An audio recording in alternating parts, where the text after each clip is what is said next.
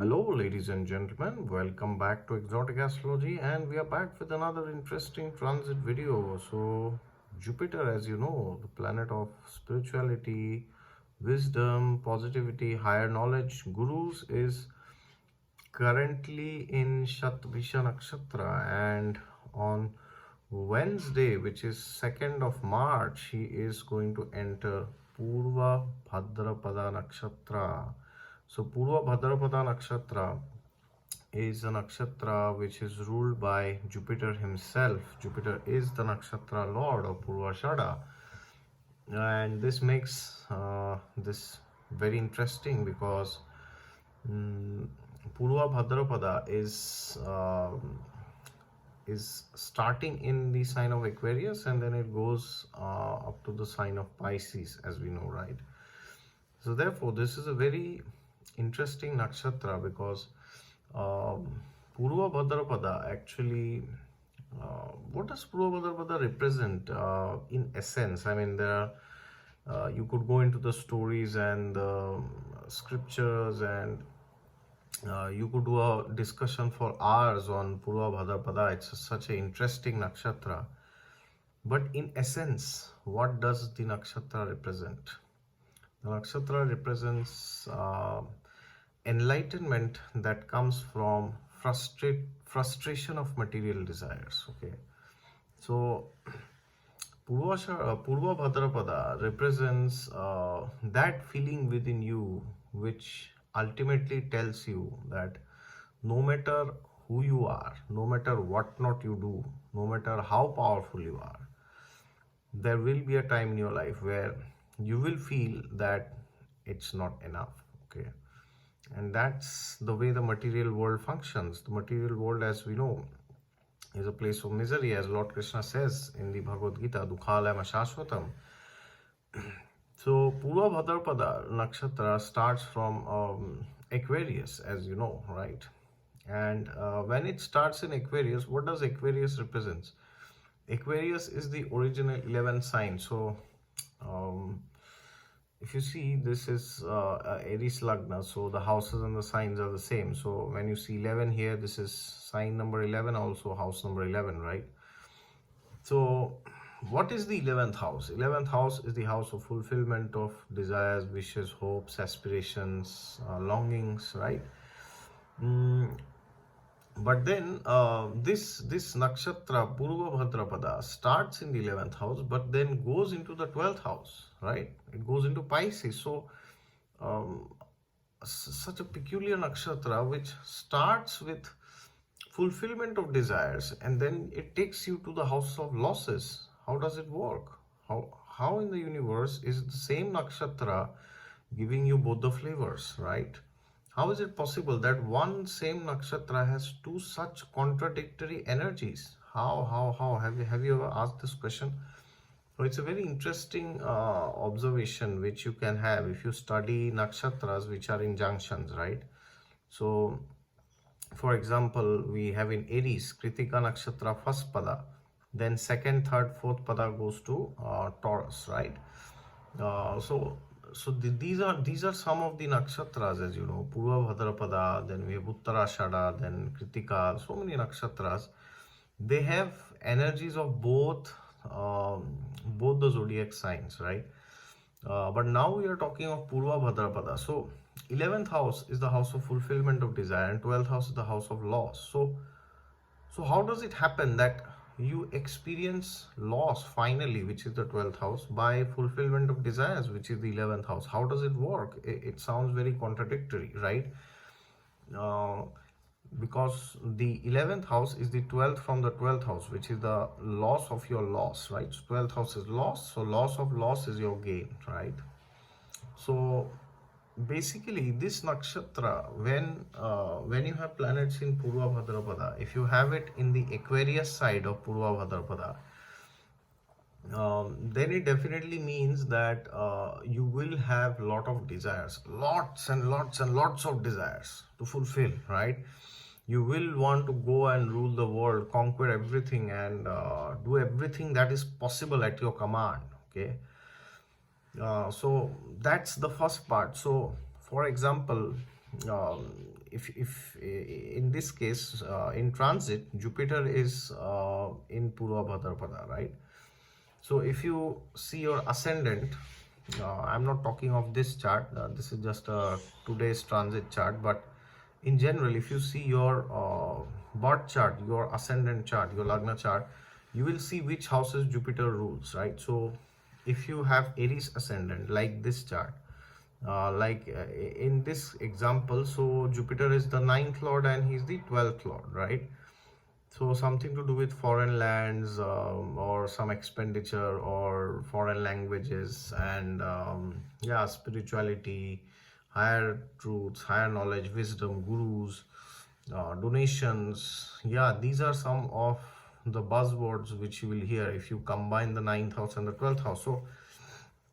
So you might have a very strong desire to do any of this, okay? So for example, if you are a Cancer Lagna, right, then Jupiter is your sixth lord. So something to do with job or profession, you might have a desire, right? I want the best job in the world. Yeah, or whatever it could be. Like Jupiter is, if you're a Pisces Lagna, right, then Jupiter is your Lagna lord. He's also your 10th lord, okay? So then it could also mean, you know, you want to become very famous, you want to go into politics, you want name, fame. So yeah, so whichever house or whichever houses Jupiter is ruling in your chart, depending on your ascendant, just have a look at the traits related to those houses, okay? So in this case, if you are Aries, then 9th and 12th, and then try to see what are some of the traits which could be common to both the houses, right? Or you could see them individually also, and once you see them, you try and you sit and try to find out what kind of desires do you have related to that planet, right? Or related to those houses, specifically those particular houses, right? And what are those desires that you want to fulfill, right? So once you take a note of those desires, then what happens is Jupiter will be in Purva Bhadrapada, the Aquarius part, and then gradually at the end it will go into the sign of Pisces, right, where finally there is liberation, there's emancipation, right? So what does the final part of Purva Bhadrapada mean? The final Pisces part of that nakshatra. So that part tells you that, look, you wanted so many things, you had unlimited, endless desires. Some of those desires were fulfilled, some of them were not fulfilled, depending on your dashas. But at the end of the day, are you happy? So this is the question. So if you see in YouTube, there are many videos about Purva Bhadrapada which says, you know, it has a lot of, you know, eccentric traits, it has a lot of erratic behavior, unpredictability and all this, right? But the question is, why does the nakshatra have these traits, okay? It has a lot of fire, it has a lot of determination, a lot of anger, a lot of passion, a lot of hatred sometimes. It's a very intense and a very very strong nakshatra, right? Why does it happen? Because the desire to fulfill your desire the desire to fulfill your desire reaches to such an extent that it becomes uncontrollable. And at that time, if you are not having spiritual maturity, which means if you do not have a regular spiritual practice every day morning, if you are not having that sufficient required discipline in your life, if you do not have the necessary sense control is the word, then it is very likely that you might lose your mind, because some of your desires might not be fulfilled, right? But now let's assume all your desires are fulfilled. Then what happens? You go to Pisces, and then you realize that, well, this was all a game of desires, which means you will realize that one desire is fulfilled and then there's another desire, right? And when I'm talking of desire here, I am indicating specifically materialistic desire here, okay? So the Srimad Bhagavatam, which is the crest jewel of all the Vedic literatures written by Maharishi Vyasdev at the peak of his spiritual maturity, mm, which is known as the Amalam Puranam, the spotless Puran, right? It is known as the Paramhamsa Samhita. The Paramhamsa Samhita means the literature, the scripture which is meant for the perfected souls, the Paramhamsas, right? So Srimad Bhagavatam very clearly indicates to us, if you read it, you will realize that material desire is like the head of Ravana. Okay, so we know from the Ramayana that Ravana had 10 heads, right? And he also had the Amrit given by Lord Brahma in his navel. So what happened when Lord Ram used to kill one of his heads, cut one of his heads, then another head used to come up, right? And it was like a never-ending process. Okay, and then of course Lord Ram shot an arrow which went and extinguished the nectar which he had, right? The elixir in his navel, and that is how later on Ravana was killed. Different versions of the Ramayana describe this killing of Ravana in a different way, right? But nonetheless, we know that Ravana had this nectar, and because of that, no matter how many heads you would cut, Lord Ram would cut, all those heads would go up back, right?